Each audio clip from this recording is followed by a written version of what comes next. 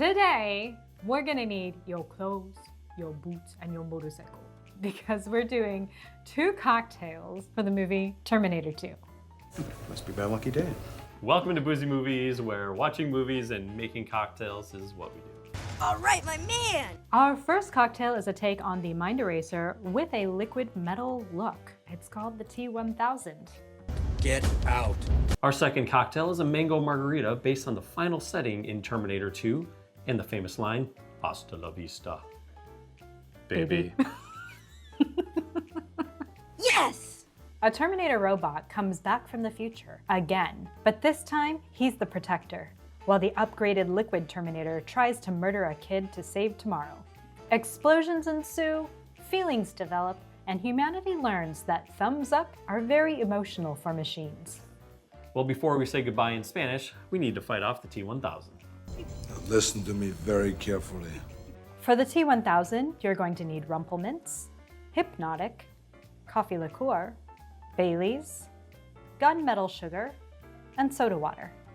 In a shaker tin, combine a 1 ounce Rumple Minze, 1 ounce Hypnotic, a 1/2 ounce Coffee Liqueur, a 1/2 ounce Bailey's cream liqueur, and 1 heaping bar spoon of gunmetal sugar. Add ice, cover, and shake until chilled. Double strain into a rocks glass with a cube.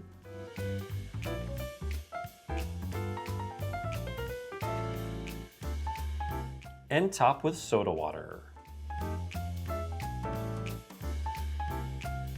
Lastly, garnish with a chocolate Terminator chip.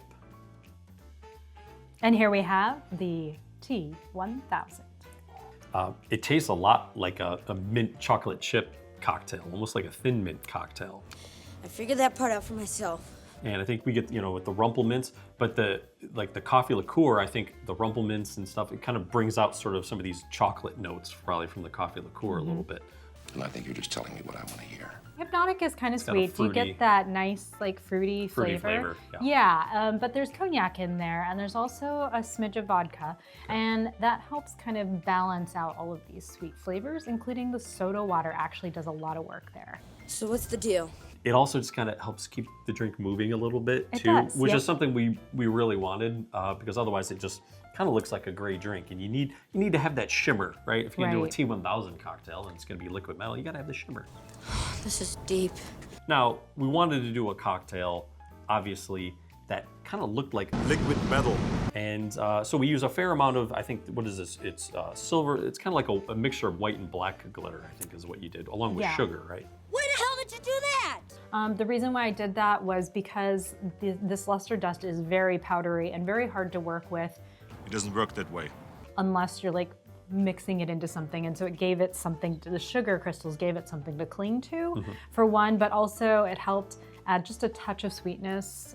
Affirmative. We also included some coffee liqueur in there, and one of the reasons we did that is there is a scene where this, I don't know if it's a security guard or a police officer in the psychiatric ward, where the T1000 comes into, and basically the guy's getting coffee, and then the T1000 sticks his finger out and kind of freaks the guy out and does something pretty horrible to him. Because, He spills his coffee. Yeah, he spills the coffee, but there really isn't a whole lot of drinks in this movie that we could use for inspiration. I bet.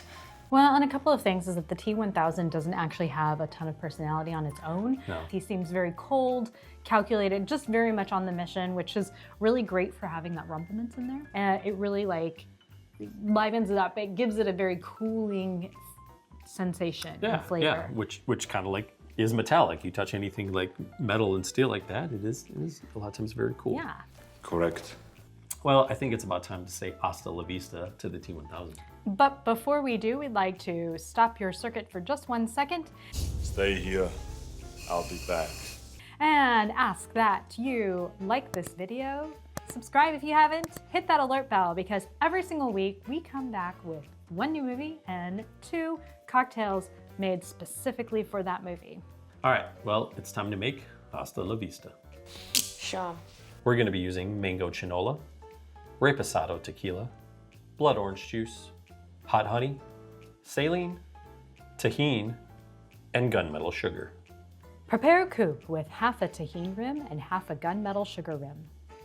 In a shaker tin, combine 1.5 ounces mango chinola, 1.5 ounces tequila, 1/2 ounce blood orange juice, 1/2 ounce hot honey, and a dropper of saline. Add ice, cover, and shake until thick. Double strain into the prepared coupe. And garnish with a cherry-filled black sphere. And here is Hasta la Vista. Well, as you can see, this is a margarita style cocktail, which is something we really wanted to do for this movie. That's definitely you. There's a scene where they go out into the desert and they kind of meet up with some other friends who are sort of living off the grid, it looks like.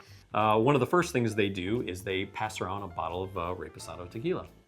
And we definitely get the tequila in this, even though it is equal parts with the mango chinola. Mango chinola is like part mixer, part spirit. It messes with your head. Because they use real mango in there, which is why we love the chinolas, because they use real fruit puree. Right. How are we supposed to know? They have mango, passion fruit, and pineapple flavors.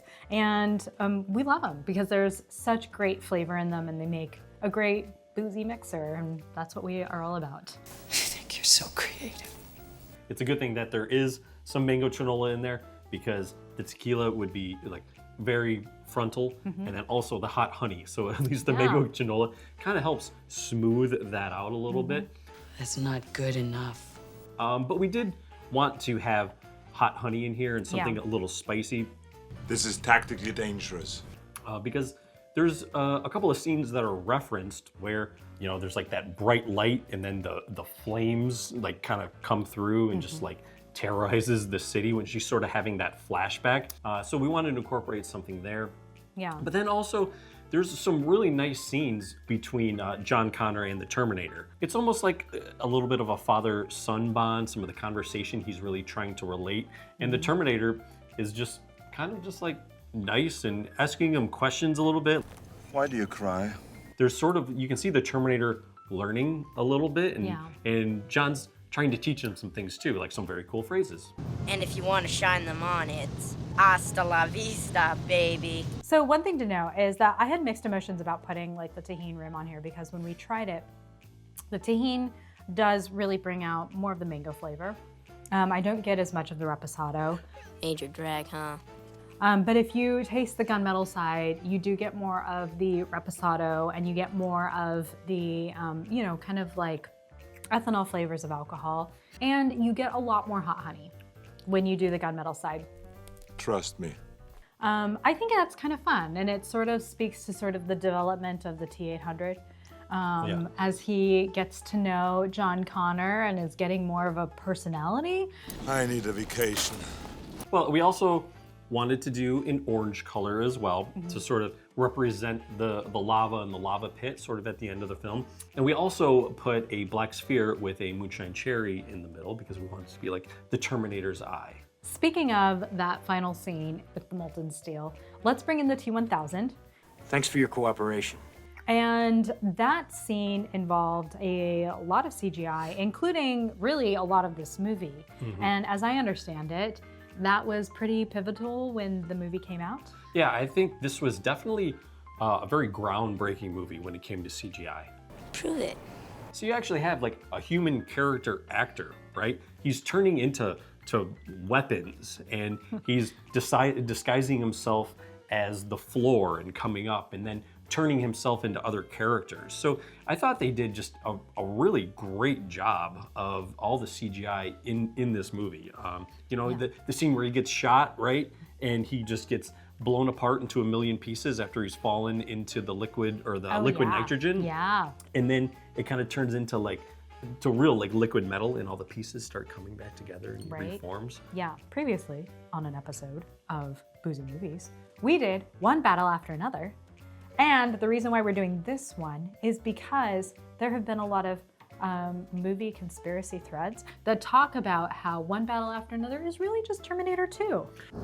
I need a minute here. Well, I think it's heavily influenced by it and it's sort of masked in a very fun way. It's also, I think, very, very different. I saw like on Instagram pointed out that like the leather jacket that she's wearing actually is very similar to the one that Arnold wears. But then you have, there's this pursuit and this chase and everything, right? And it's trying to get John Connor. Well, it's trying to get, Willa in one battle after another, right? So they're trying to take out the young ones and everything. And Colonel Lockjaw could really be similar to the T-1000, where it's like, this is my mission. Yeah. I mean, he survives a gunshot to the face. To the head, just like the T-1000. Pretty incredible.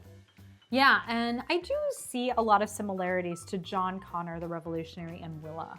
Both of them up-and-coming revolutionaries. They talk a lot about how Ghetto Pat is related to Sarah Connor. What do you think about that? The protector, protecting your child. Protecting your child. And going after and doing whatever it takes. Come with me if you want to live. So if you have not seen One Battle After Another, or you haven't seen Terminator 2, we recommend you check out both of them. We got plenty of cocktails for both movies.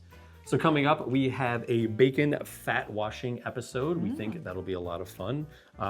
We also have Devil Wears Prada coming up because there's a sequel, and Kentucky Derby. So a little Seabiscuit. Seabiscuit, one of her favorites. So Time to go.